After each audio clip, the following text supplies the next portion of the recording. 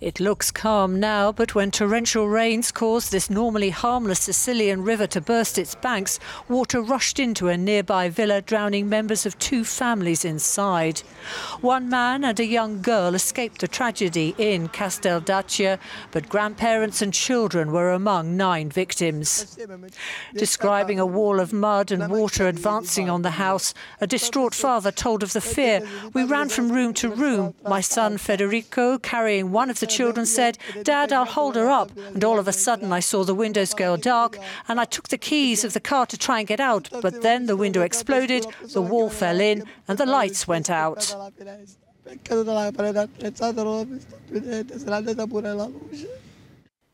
Days of heavy rain and winds in mainly Italy's north and west have killed at least 29 people. Some of the worst damage has been around Belluno after storms dislodged mud and rocks. During a visit on Sunday to one of the stricken regions, Italy's Interior Minister Matteo Salvini said €250 million had already been earmarked for relief, but that up to €40 billion would be needed to safeguard Italy against such events in the future. Italian Prime Minister Giuseppe Conte spoke of an immense tragedy during his visit to affected areas in Sicily. He said a cabinet meeting would be convened this week to declare a state of emergency and come up with the first package of aid. The extreme weather, which has battered Italy for several days now, has uprooted millions of trees and cut off villages and roads. According to an agricultural association spokesman, it will take at least a century to recover after such devastation. Evelyn Laverick, Euronews. France is to keep its islands in the South Pacific for now, after New Caledonia voted against independence on Sunday with a lukewarm no. The French territory had been expected to vote massively against cutting ties with Paris, but the result, just 56% against, proved much closer than forecast. French President Emmanuel Macron welcomed the result. Le seul vaincu. The only defeat is for the temptation towards contempt, division, violence and fear, he said. The only winner is the peace process, which has carried New Caledonia forward over the last 30 years. The spirit of dialogue that ensures unrest will never return. The referendum was promised by France in the wake of a violent uprising in 1988 that left 21 people dead. The close result leaves open the possibility of a new independence bid in the years to come. Under the terms of a peace deal with indigenous Kanak rebels, up to 2 further referenda can be called over the next 4 years. Richard Good, Euronews. Well, I'm joined now for more on this story from Sydney in Australia by Alexandre Dayant. He's a research fellow at the independent think tank, the Lowry Institute. Good morning to you, Mr. Dayant. Thank you for joining us on the programme this morning. Now, there wasn't much doubt about which way this election result would go, but is it still a significant victory for the French president? Well, I think, look, there wasn't much doubt about the result. We knew that the no to become independent would pass. But what was striking, actually, was the fact that the yes, I want to become independent result is actually much better than what we were expecting, right? So there was like, I think, 56% for the no, 44 for the yes. So basically, it's a very good point it's a very good argument for the Kanak to continue their fight for independence.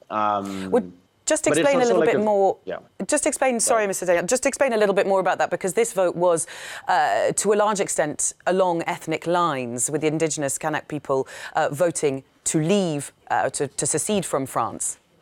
Yeah, well, as your show just taught us, like this fight has been going for like more than 30 years. Actually, you have to go back to 150 years back of colonialism time, when the French used this island as a penal colony.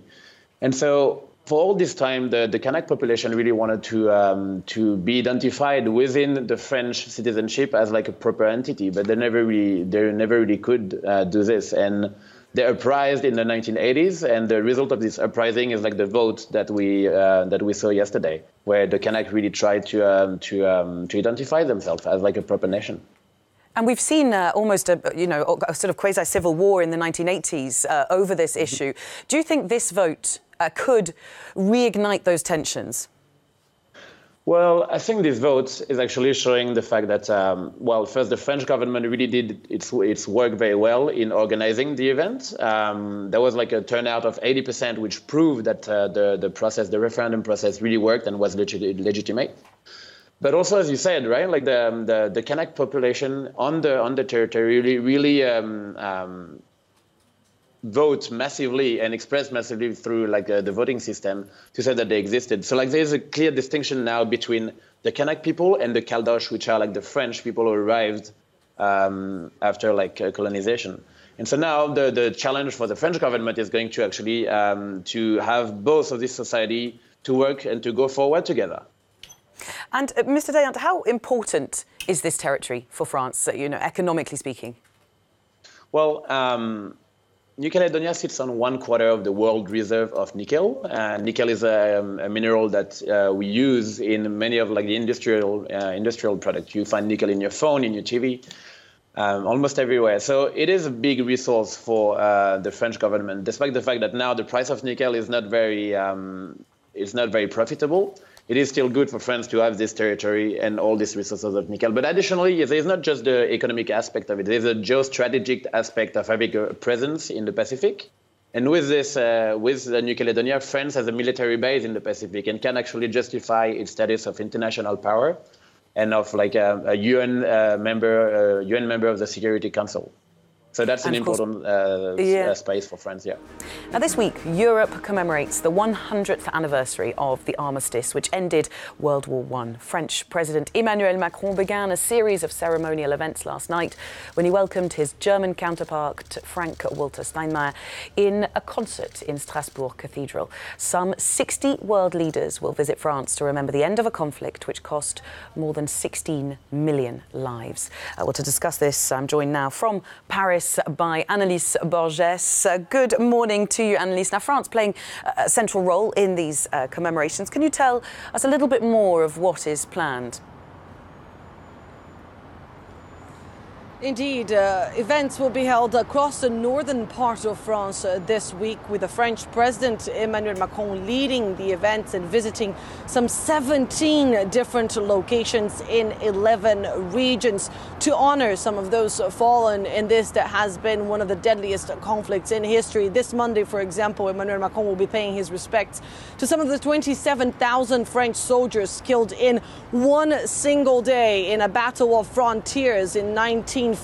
27,000 is roughly 4 times the number of U.S. losses in Iraq and Afghanistan in the last 17 years. And so this is going to be a very symbolic, a very important moment for Emmanuel Macron and for the history of Europe. Of course, Emmanuel Macron, who will also have to do He'll be visiting battle sites, he'll be visiting military parades, attending military parades and military reviews, but also will have to do quite a lot of diplomacy. As you mentioned, Belle, some 60 world leaders will be coming here to France. The program started yesterday in Strasbourg with the German president, but we'll also see the Malian president, Ibrahim Boubacar Keïta, come here to France, but also the British Prime Minister, Theresa May, will be joining Emmanuel Macron on Friday on these celebrations. The German Chancellor, Angela Merkel, will be coming to France on Saturday, and the Russian and US Presidents, Vladimir Putin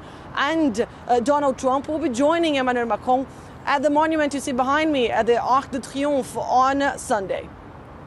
And Annelise, this all comes at a critical time for Europe. We've seen a shifting of power between European leaders. Is there a sense that Macron might be trying to position himself as a figurehead with all of these commemorations? Well, absolutely. He's been trying to do just that for quite some time now, trying to be one, if not the leader of Europe, leading Europe towards what he believes is the best for Europe's future. And that is precisely the idea here, to look at the past in order to talk about the present, but also to plan for the future. In an interview with local papers this Sunday, Emmanuel Macron talked about how Europe has taken peace for granted over the past 70 years and once again launched a warning on the threat posed by populism and nationalism. And you know what, Belle, the timing couldn't be more significant. Now, for the first time, a recent poll has showed that far-right parties here in France have surpassed Emmanuel Macron's La République en Marche movement for the first time.